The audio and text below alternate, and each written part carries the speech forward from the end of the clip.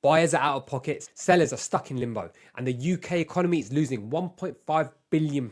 The reality is the housing market's biggest flaws isn't prices, it's the broken process itself. So as you can see here from the article published by Money Week, if you scroll down here, it says 530,000 transactions, here we go, 530,000 failed housing transactions each year in England and Wales.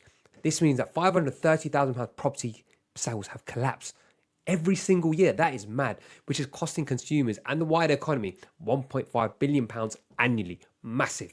The reason?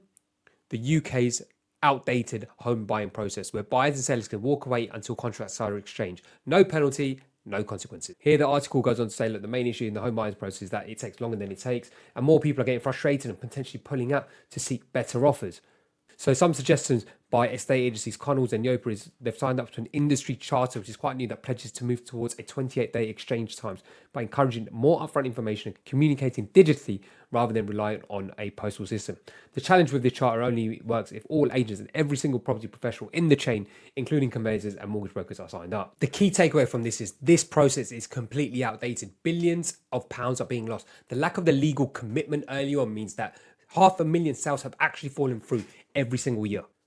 And there's always hidden costs for buyers and sellers. Failed sales hit wallets hard, legal fees, searches, surveys.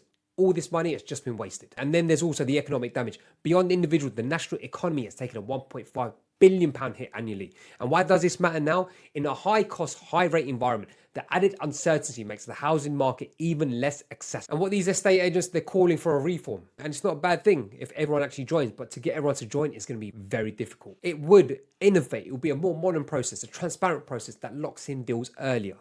And that potentially could safeguard buyers in the future. The reality and the key takeaway from today is the UK housing market isn't just expensive, it's inefficient. Until we fix the broken sales process, billions of pounds will keep bleeding on every single year.